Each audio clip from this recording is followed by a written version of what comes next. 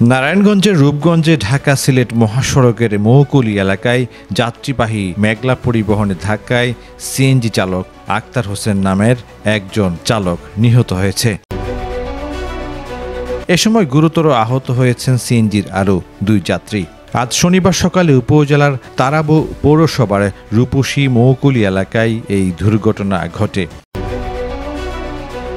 নিহত চালক আক্তার হোসেন নারায়ণগঞ্জ সোনারগাঁও থানাধীন কাঁচপুর উত্তরপাড়া এলাকার মৃত সাইফুদ্দিনের ছেলে। এ বিষয়ে ভুলতা হাইওয়ে পুলিশ ক্যাম্পের অফিসার ইনচার্জ মোহাম্মদ জাহানুর আলী জানান, সকালে কাঁচপুর থেকে সিএনজি চালক আক্তার হোসেন 2 জন যাত্রী নিয়ে ভুলতা উদ্দেশ্যে রওনা হয়। সড়কে মৌকুলি এলাকায় পৌঁছালে বিপরীত দিক থেকে আসা ঢাকাগামী যাত্রীবাহী মেঘলা পরিবহনের একটি বাস ধাক্কা দিলে ধুমড়ে মুচড়ে যায় সিএনজিটি।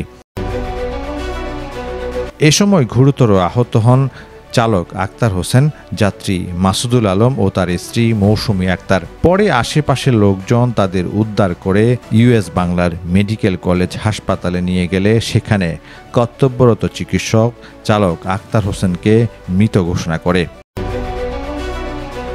গুরুতর আহত 2 যাত্রীকে ঢাকা মেডিকেল কলেজ হাসপাতালে স্থানান্তর করা হয়েছে।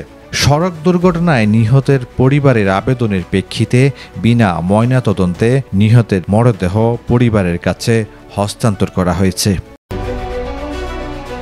নারায়ণগঞ্জের রূপগঞ্জ প্রতিনিধি হাবিবুল্লাহ মীরের পাঠানো তথ্য ভিডিও চিত্রে নিউজ ডেস্ক, প্রতিদিনের কাগজ।